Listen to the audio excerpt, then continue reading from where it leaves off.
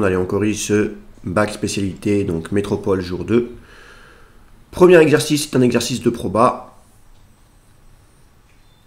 Et sous forme de QCM. Donc voilà les questions. On va répondre aux questions 1, 2 et 3 pour commencer. Allez, c'est parti. C'est une correction, hein, donc je vais vite. Alors, première question, on cherche P de A inter G. Donc on n'a qu'à utiliser la formule. Donc c'est P de A multiplié par P de G sachant A. Donc on reprend les données de l'énoncé, ça nous donne 2 cinquièmes multiplié par 7 dixièmes. On simplifie, ça nous donne 7 sur 25. La bonne réponse, c'est la réponse C. Ensuite, on cherche P de G sachant B. P de G sachant B, donc c'est P de B inter G divisé par P de B. P de B inter G, c'est P de G moins P de G inter B bar, c'est-à-dire P de G inter A. On remplace par les données de l'énoncé, on calcule, ça nous donne 1 tiers. Donc la bonne réponse, c'est la réponse B.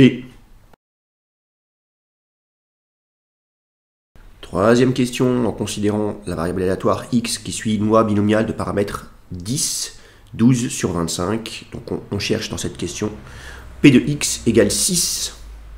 Donc la calculatrice nous permet de trouver 0,188 arrondi au millième près. Bonne réponse, la réponse C. Donc pour l'instant, on a C, B, C. Voilà les deux questions suivantes.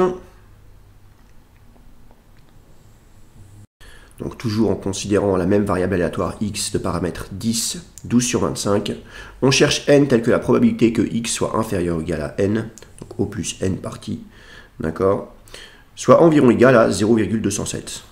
Donc la calculatrice nous permet de trouver n égale 3. Voilà pour la 4. Donc bonne réponse, la réponse B. Ensuite, on cherche donc la probabilité que x soit supérieur ou égal à 1. Supérieur ou égal à 1, c'est-à-dire 1 moins P de x égale 0. P de x égale 0, ça correspond à que des échecs. Le succès est de probabilité 12 sur 25, donc l'échec est de probabilité 13 sur 25. Donc bonne réponse, 1 moins 13 sur 25 à la puissance 10. Bonne réponse, la réponse D. Voilà pour ce petit QCM. Allez, on enchaîne, deuxième exercice, un exercice sur les suites. Voilà la première partie, donc partie A. Allez, c'est parti. UN modélise la quantité d'insectes en millions d'insectes au bout de n mois. Donc dans l'énoncé, on vous dit qu'il y a une augmentation de 60% d'insectes chaque mois. Donc on a la relation UN plus 1 est égal à 1,6 multiplié par UN. Hein. Augmenter de 60%, ça revient à multiplier par 1,6. Et on a U de 0 égale 0,1. Donc UN est une suite géométrique de raison 1,6 et de premier terme 0,1. Donc on peut donner son expression explicite, UN égale à 0,1 multiplié par 1,6 puissance n. Voilà pour le petit 1. Deuxièmement, la limite. Donc 1,6 est strictement supérieur à 1. Donc la limite de 1,6 puissance n, c'est plus l'infini quand n tend vers plus l'infini. Et la suite un tend vers plus l'infini quand n tend vers plus l'infini. Voilà pour la deuxième question. Troisièmement, on cherche le plus petit entier naturel n tel que un soit supérieur à 0,4. Allez, on va résoudre l'inéquation. 0,4 divisé par 0,1, ça fait 4. Et je peux passer au logarithme de chaque côté, puisque le logarithme est une fonction strictement croissante. ln de 1,6 puissance n, ça nous donne n ln de 1,6. Et donc n strictement supérieur à ln de 4 sur ln de 1,6. Donc la calculatrice nous permet de trouver n égale 3. Voilà. Selon ce modèle, l'équilibre du milieu naturel n'est pas préservé, puisque la limite de un quand n tend vers plus l'infini, c'est plus l'infini, donc on va avoir... il existe un entier pour lequel un supérieur à 0,4. Voilà, il faut bien relire l'énoncé. Et c'est bon pour cette question. Voilà la partie B. Allez, on enchaîne. Déterminer le nombre d'insectes au bout d'un mois. Donc on a un nouveau modèle, on calcule V1, c'est parti. Voilà, donc on remplace simplement V de 0 par donc 0,1. Attention, il ne faut pas oublier de multiplier le résultat par 1 million, puisque c'est en millions d'insectes, je rappelle. Donc le nombre d'insectes au bout de 1 mois est de 144 000. Alors, résolvons l'équation f de x égale x. Donc on remplace, on a 1,6x moins 1,6x carré égale x. On passe le x dans le membre à gauche, on obtient 0,6x moins 1,6x carré égale x, et on factorise par x, pas besoin de calculer de discriminant. Donc ça nous donne x facteur de 0,6 moins 1,6x égale 0. Un produit est nul si et seulement si l'un des facteurs est nul, donc on obtient x égale 0.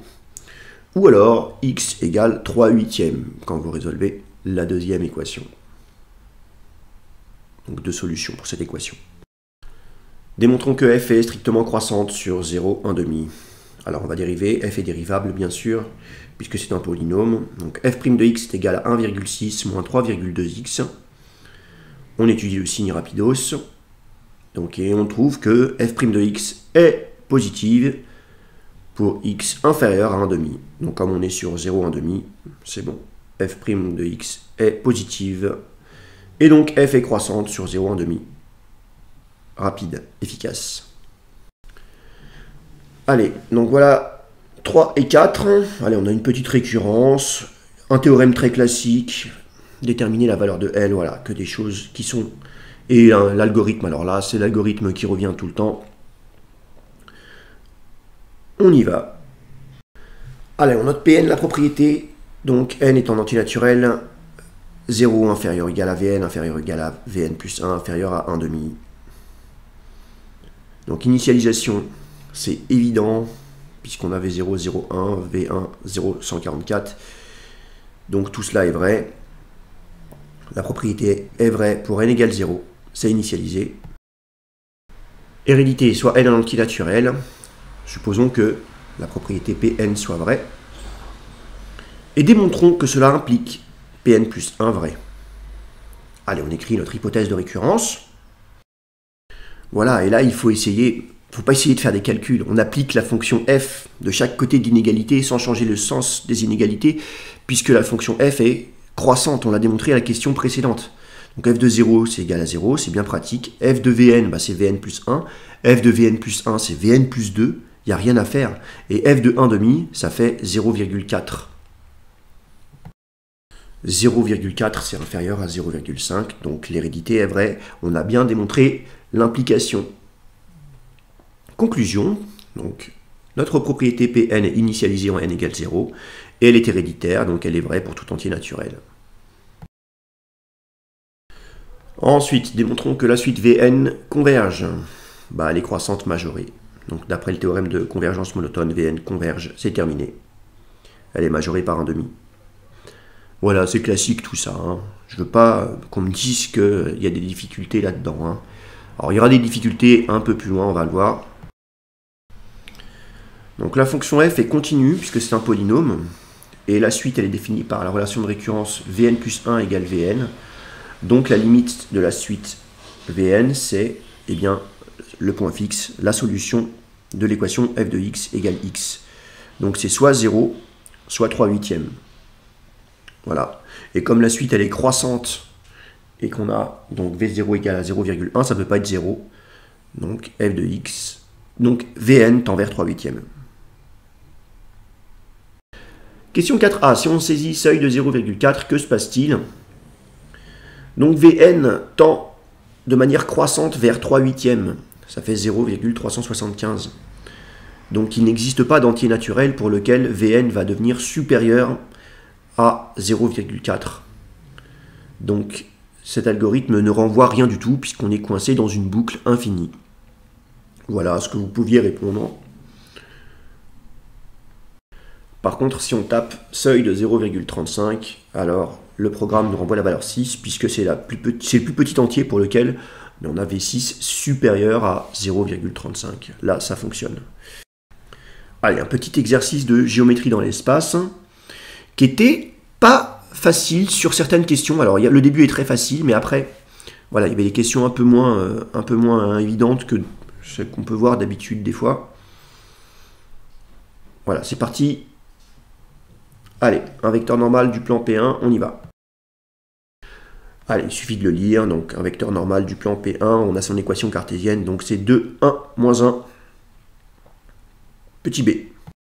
Allez, ils sont sympas dans l'énoncé de rappeler le cours. On rappelle que deux plans P1 et P2 sont perpendiculaires si et seulement si leurs vecteurs normaux respectifs sont orthogonaux. Donc on doit montrer que N1 scalaire N2 égale 0. Et c'est bien le cas. Donc P1 et P2 sont bien perpendiculaires.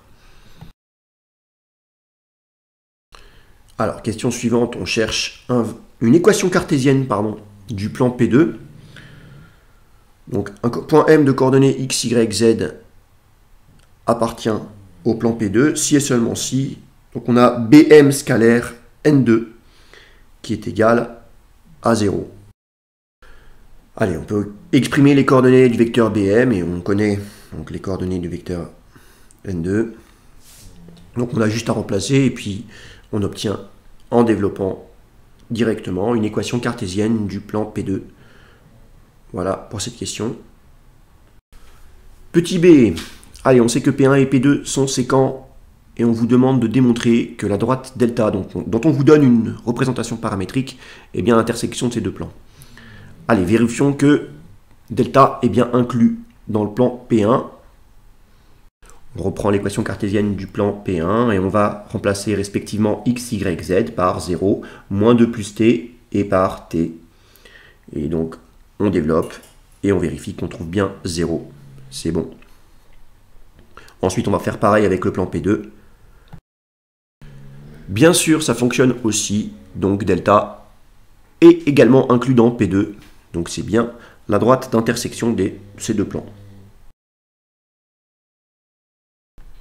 Allez, donc, les questions 3 et 4. Alors, on va avoir donc un point MT, donc les coordonnées sont 0, moins 2 plus T et plus T. Donc MT est un point de delta, bien sûr. Allez, on va exprimer donc AMT, donc vous connaissez votre formule. On va d'abord exprimer les coordonnées du vecteur AMT. Allez, on n'a plus qu'à appliquer la formule. Donc on a AM carré égale à 1 au carré plus parenthèse moins 3 plus T au carré plus parenthèse T moins 1 au carré. Et on n'a plus qu'à développer tout ça. Voilà, vous développez tranquillement. Et on trouve AM carré est égal à 2T carré moins 8T plus 11. Puisque AM est positif, donc AM est égal à la racine carrée de 2T carré moins 8T plus 11. Ce qu'il fallait démontrer. 4b, voilà cette petite question que j'ai trouvée un peu moins évidente que le reste. Donc on note H, le projeté orthogonal de A sur delta. Et donc ce qu'il faut savoir sur le projeté orthogonal, c'est que la distance AH est la distance du point A à la droite delta. C'est-à-dire que le point H, eh bien c'est le point MT de la question précédente pour laquelle la distance AMT est la plus petite possible. D'accord ? Alors moi là je l'ai fait comme ça, donc je trouve que c'est plus facile de manipuler AM carré plutôt qu'une racine carrée. On aurait aussi pu dériver donc, la fonction avec la racine carrée. Donc on peut écrire que AM est minimal si et seulement si AM carré est minimal, puisque eh bien, AM est strictement positive. Allez, AM carré est une fonction polynomiale dont la représentation graphique est une parabole dirigée vers le haut. Pourquoi? Parce que 2 est positif strictement. C'est le coefficient devant le t carré. Donc, le sommet de cette parabole a pour abscisse 8 sur 4, c'est-à-dire 2. Je n'ai plus qu'à remplacer donc 2, donc t par 2, pardon, dans la formule de la question précédente pour avoir la distance AH. Bien sûr, on trouve bien racine de 3. Une représentation paramétrique de D1. On obtient donc la représentation paramétrique suivante. Donc 1 plus 2K, 1 plus K et 1 moins K. K étant un paramètre, hein, bien sûr. Voilà, je ne rentre pas dans les détails. Voilà, donc là c'est toujours pareil. On cherche les coordonnées de H1, c'est l'intersection entre D1 et P1. Donc on reprend l'équation cartésienne du plan P1 et on remplace respectivement X, Y, Z par 1 plus 2K, 1 plus K et moins 1 moins K. Vous développez, vous trouvez K est égal à moins 2 tiers. En remplaçant, une nouvelle fois, Donc votre paramètre par moins 2 tiers, eh bien vous trouvez sans difficulté. Voilà, j'ai oublié de faire lecture quand j'ai rédigé cette question, donc voilà, je vous laisse la pause. Mais normalement, c'est pas une question qui pose problème. On trouve bien sûr sans problème H1 qui a pour coordonnées moins 1 tiers et 5 tiers. Ok, la dernière question. Donc 5, on doit montrer que A, H1, H, H2 est un rectangle. Et il faut montrer avant que ces 4 points sont coplanaires. Il faut le dire, c'est pas très long, pas très dur, mais il faut le faire. Et ensuite, eh bien, on va montrer que ce quadrilatère est un rectangle. Allez, on y va. En plus, pour mes élèves, on a fait ça vendredi à l'aide. Pour montrer qu'un quadrilatère est un rectangle, ça doit parler à certains peut-être. Allez, vous regardez la figure. On va déterminer les coordonnées de AH2 et les coordonnées de H1H. Une fois qu'on a fait ces calculs, eh bien, on se rend compte que ces deux vecteurs sont égaux. Cela signifie que le quadrilatère A, H2H, H1 est un parallélogramme. Bien sûr, puisque vous avez AH2 parallèle à H1H, donc les 4 points sont coplanaires, ça pose aucun problème. Et ce parallélogramme, qu'est-ce qu'il a de particulier? Il admet un angle droit. Pourquoi? Parce que H2 est le projeté orthogonal de A sur P2. Donc la droite à H2 est orthogonale à toute droite inclue dans le plan P2. En particulier, elle est orthogonale à H2H. Donc tout parallélogramme qui admet un angle droit est un rectangle. Vous pouviez faire ça, bien sûr, avec un produit scalaire, ça fonctionne également. Dernier exercice, un petit exercice d'analyse. Allez, on y va. Alors, la limite de 1 plus exponentielle de moins x quand petit x tend vers moins l'infini, ça fait plus l'infini. Quand on regarde ln de quelque chose qui tend vers plus l'infini, ça fait plus l'infini. Par composition des limites, la limite de f de x est égale à plus l'infini quand x tend vers moins l'infini. Donc la limite de 1 plus exponentielle de moins x quand x tend vers plus l'infini, ça fait 1 puisque exponentielle de moins x tend vers 0. La limite du logarithme de quelque chose qui tend vers, donc 1 c'est 0. Donc par composition des limites, la limite de f de x quand x tend vers plus l'infini, eh bien c'est 0. Interprétation géométrique, donc la courbe C admet une asymptote horizontale d'équation y égale 0. C'est l'axe des abscisses, comme on peut le voir sur le graphique d'ailleurs. La suite et la fin de ce DS, voilà, je vous laisse lire les questions. N'hésitez pas à poser vos questions dans les commentaires, faire vos remarques. La dérivée, c'est parti, en plus il vous la donne. Donc vous connaissez votre formule, c'est la dérivée d'une fonction composée, donc de la forme u' sur u, la dérivée. Alors, pour obtenir ce qu'il nous demandait, il faut factoriser par exponentielle de moins x, et simplifier. Et quand c'est chose faite, on obtient moins 1 sur exponentielle de x plus 1, c'est exactement ce qu'il nous demandait. Donc c'est bon. Le tableau de variation, je ne le fais pas, puisque il est évident, et puis c'est pénible avec ce logiciel. Voilà, je pourrais le tracer, mais voilà, sachant que la dérivée est strictement négative, f est décroissante sur R, tout simplement. Voilà, donc votre tableau de variation, vous pouvez très bien l'imaginer, vous n'avez pas besoin de moi pour ça. L'équation de la tangente AF en 0, vous connaissez votre formule, y est égal à f' de 0, facteur de x moins 0 plus f de 0. Vous développez et vous trouvez moins 1/2 de x plus ln de 2. Allez, la convexité maintenant, on va dériver f'. Donc f' est dérivable comme quotient de fonction dérivable. Donc f seconde de x, c'est exponentielle de x divisé par 1 plus exponentielle de x, le tout au carré. Bien sûr, c'est strictement positif pour tout x réel. Donc la dérivée seconde est strictement positive pour tout x réel, ce qui signifie que la fonction f, elle est convexe sur R. Convexe, ça signifie que la représentation graphique de f, donc C, est située au-dessus de ses tangentes. Donc en particulier, elle est située au-dessus de sa tangente en 0. Donc on a l'inégalité f de x supérieure ou égale à donc l'équation de sa tangente en 0, c'est-à-dire moins 1 demi de x plus ln de 2. Ah, voilà une question que j'ai pas trouvée simple. Montrons que f de x moins f de moins x est égal à moins x. Bon, en même temps, on vous donne le résultat, donc avec un petit peu de recherche, vous pouviez trouver, en passant un petit peu de temps sur cette question. Alors, en remplaçant f de x par son expression algébrique, et f de moins x, donc par son expression algébrique également, donc on remplace simplement x par moins x, hein, c'est pas très difficile ça, on obtient donc l'égalité suivante. Alors, on peut s'y prendre de plusieurs manières. Donc l'idée, moi, que j'ai eue, c'est de factoriser donc 1 plus exponentielle de moins x par exponentielle de moins x sur 2.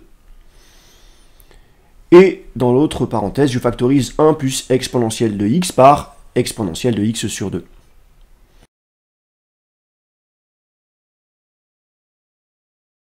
Ok, maintenant on n'a plus qu'à utiliser les propriétés algébriques du logarithme.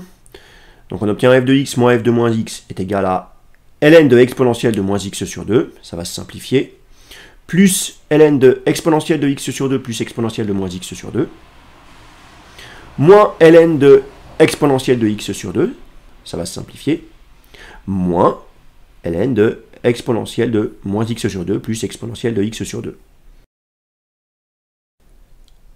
Alors, mon niveau de batterie est faible, donc je me dépêche de conclure. Donc ln de exponentielle de moins x sur 2, bah, ça donne moins x sur 2. Ln de exponentielle de x sur 2 plus exponentielle de moins x sur 2 se simplifie avec moins ln de exponentielle de x sur 2 plus exponentielle de moins x sur 2. Et moins ln de exponentielle de x sur 2, bah, ça donne moins x sur 2. Donc on obtient f de x moins f de moins x est égal à moins x sur 2 moins x sur 2, c'est-à-dire moins x. Alors maintenant la dernière question, montrons que T0 et MA sont parallèles. Donc bien sûr, comme on a les équations cartésiennes des deux droites, donc l'idée que vous pouvez avoir ici, c'est de comparer les coefficients directeurs, il faut qu'ils soient égaux. Le coefficient directeur de T0 c'est moins 1,5. Donc recherchons le coefficient directeur de MA. Quand on fait f de a moins f de moins a, divisé par a moins moins a, d'accord, puisque NA a pour abscisse moins A. Donc on obtient moins A d'après la question précédente, divisé par 2A, en simplifiant par A, on obtient moins 1,5. Les coefficients directeurs sont égaux, et donc les deux droites MA, NA et T0 sont parallèles. Voilà, voilà.